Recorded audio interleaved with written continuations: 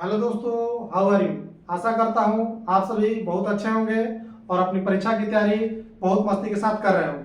मैं धर्मेंद्र आप सभी को आपके यूट्यूब चैनल कैरियर विन में स्वागत करता हूँ। आइए आज हम अपने इस इंग्लिश के क्लास में कुछ नए चीज़ सीखें जो हमारे परीक्षा में बहुत उपयोगी है।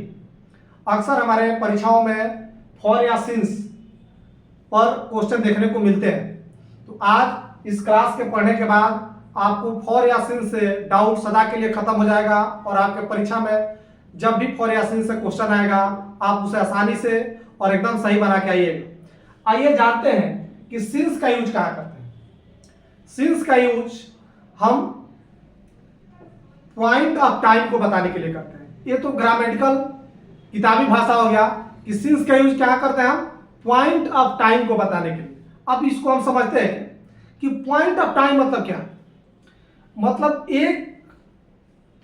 कोई भी कैलेंडर या घड़ी या किसी भी इवेंट से हम अगर किसी घटना का बताते हैं कि वहां से यह घटना चलते आ रही है तब उसको बताने के लिए हम सिंस का यूज करते हैं। पॉइंट ऑफ टाइम मतलब कोई आप कैलेंडर ले लीजिए या घड़ी में जो टाइम देखते हैं उस टाइम से आप बताइए कि इस समय से यह काम चल रहा है।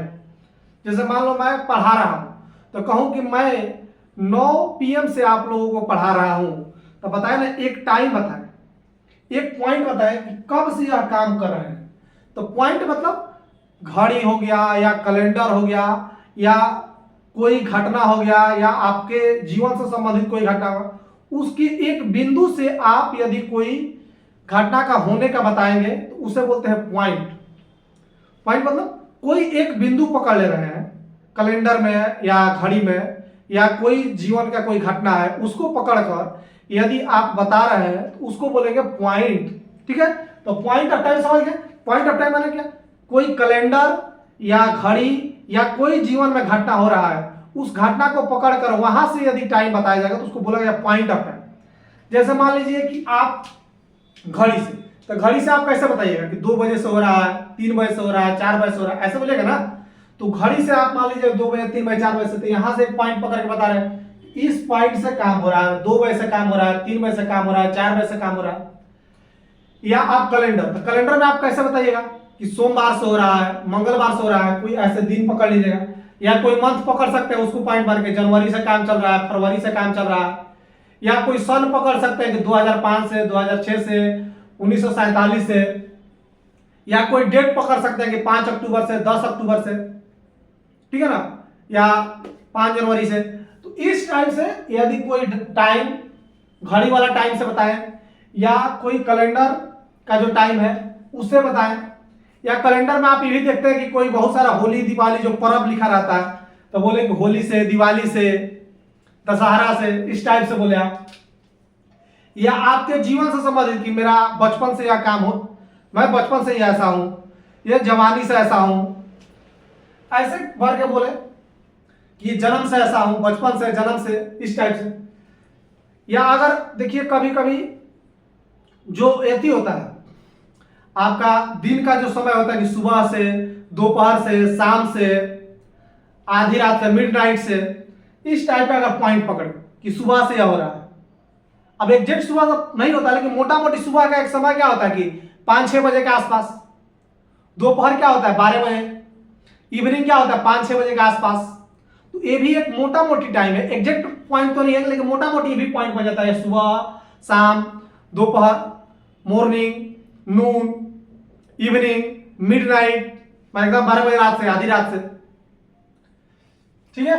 या कल से, यस्टरडे से, तो कल भी एक पॉइंट बन गया ना कल वाला पॉइंट से। मंडे से, जिस तरह मंडे बनता है, ट्यूसडे बनता है, उस प्रकार यस्टरडे भी क्या बनेगा पिछले वाले दिन से।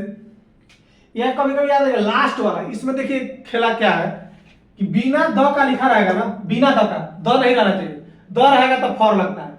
विदाउट द लिखा है, खाली last year, last Monday, last Saturday ऐसा लिखा है, या लास्ट ईयर, ठीक है ना। तो लास्ट के साथ बिना द का लिखा है तो आप सिंस का यूज कीजिएगा, ठीक है। फॉर का यूज मत कीजिएगा, सिंस का यूज, द लग जाता है तब सिंस का यूज होता है, इसलिए इसको एकदम लास्ट में लिखिएगा, थोड़ा सा ध्यान रखना है।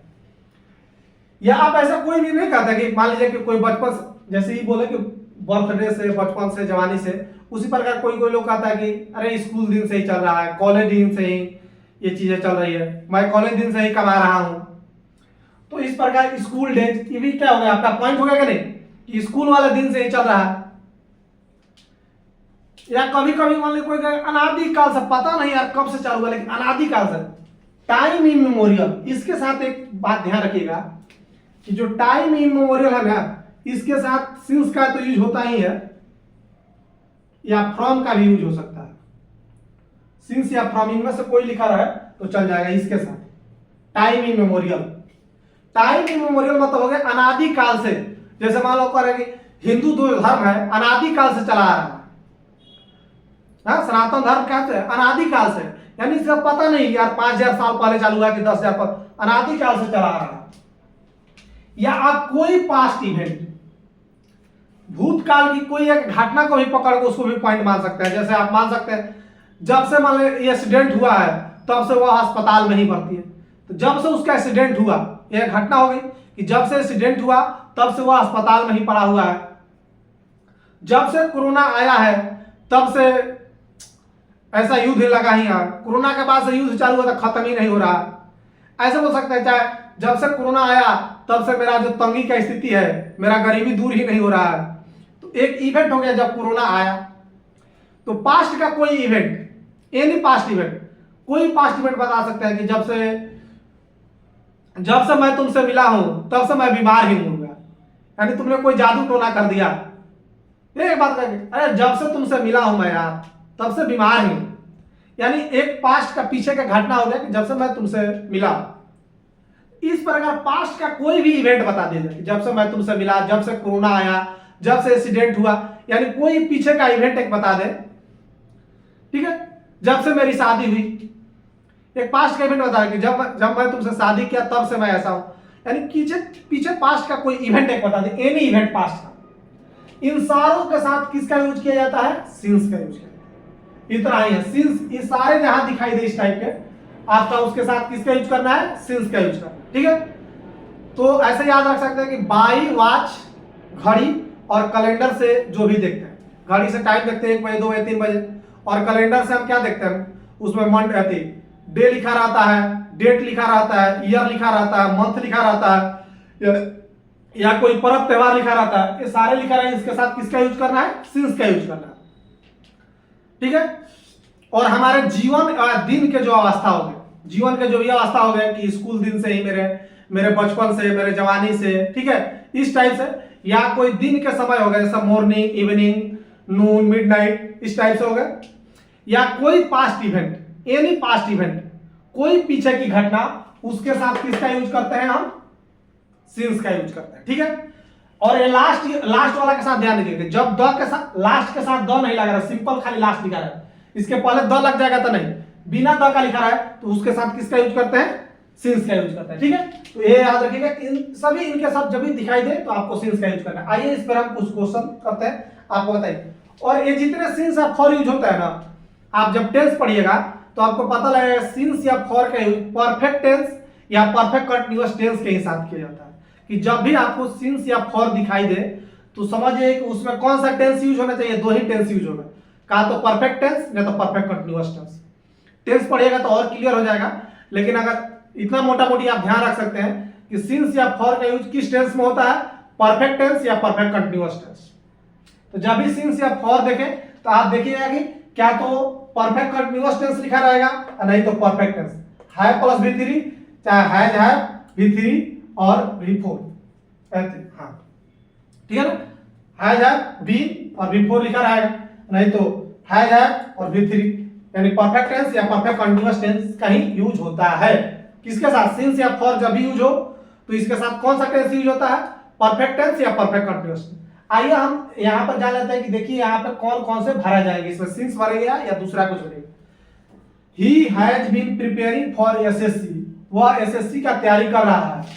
सिंस, अब मान लीजिए यहाँ पर कोई सन लिखा है, ये ऐसा सन ठीक नहीं रहेगा, यहाँ पर मान लीजिए लिख दे 2024, 2005 बहुत पुराना हो जाएगा। अब बताइए, he has been preparing for SSC since 2024। अब बताइए यहाँ पे एसएससी का तैयारी कर रहा है तो सन लिखा गया, तो जब भी ये सब क्या होगा, कैलेंडर या बताए थे कि कैलेंडर या वॉच वाला जो भी टाइम लिखा है, इशारा लिखा है, इसके साथ किसका यूज होता है, सिंस का। तो he has been preparing for SSC. अब बताइए यहाँ पे क्या लिखा है ब्लैक्स में, सन है, तो सन के लिए क्या यूज किया था, सिंस का। सिंस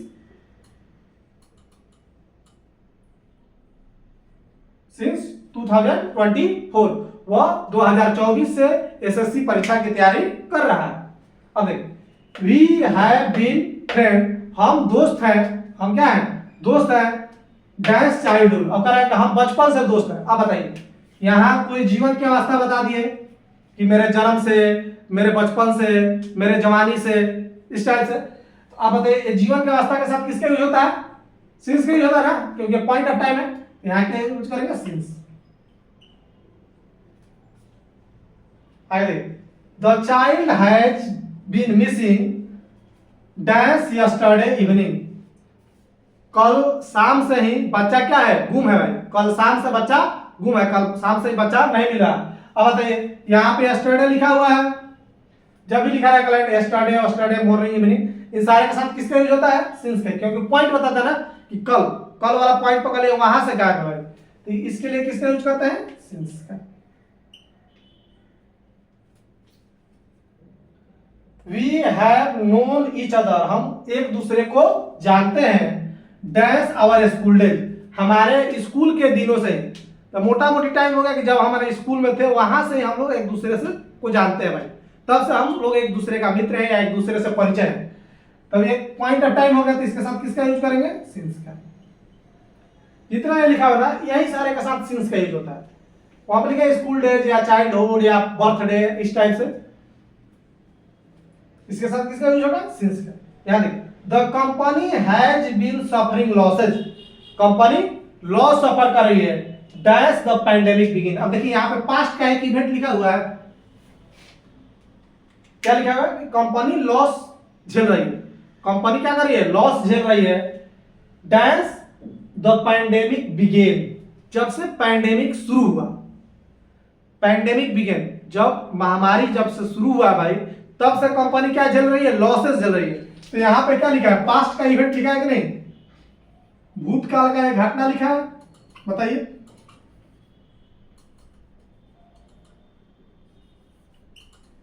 कोई भूतकाल का घटना लिखा हो, पास्ट का कोई भी घटना लिखा हो, उसके साथ किसका यूज करते हैं, सिंस का। यहां क्या यूज करेंगे, सिंस। कि the company has been losses since the pandemic began, जब से पैंडेमिक चालू हुआ तब से कंपनी क्या झेल रही है, लॉसेस झेल रही है। It has been raining, it has been raining, वर्षा हो रही है, सिंस, अब देखिए यहां पर डायरेक्टली लिख दिए, नहीं तो यहां पे पूछा जाता कि यहां पे किसका यूज करें, डैश लास्ट मंडे। अब देखिए यहां पे द नहीं लगा हुआ है, द लग जाता तो नहीं, लास्ट मंडे। अब लास्ट यूज हुआ, चाहे लास्ट ईयर, कोई ईयर भी लिख सकते थे, मंडे भी लिख सकते, कुछ भी लिख सकते थे, तो लास्ट लिखा हुआ है, तो इसके साथ किसका यूज करेंगे, सिंस का या पर का, सिंस का यूज करेंगे। बिना द का लिखा रहा है तो आप किसका यूज कीजिएगा, सिंस का।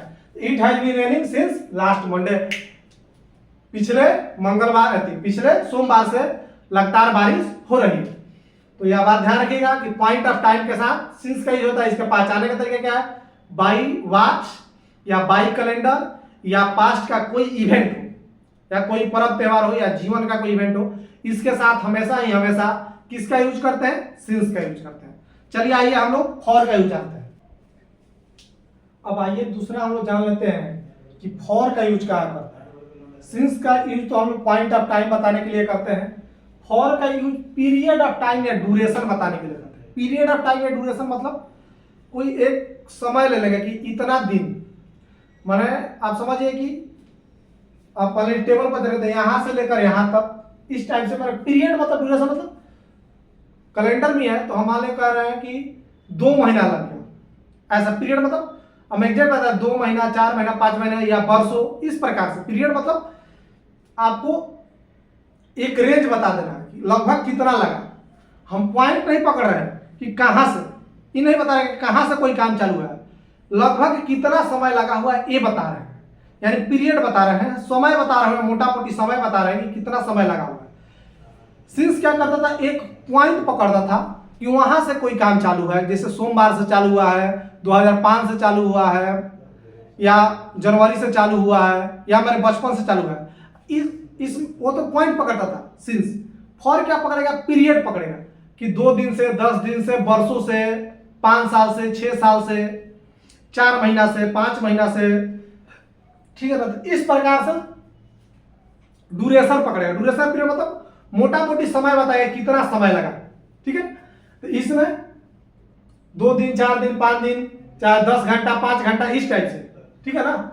दिन घंटा कि 5 घंटा, 4 घंटा, 10 घंटा, 20 घंटा, 2 दिन, 4 दिन, 5 दिन, 10 साल, 5 साल, ठीक है।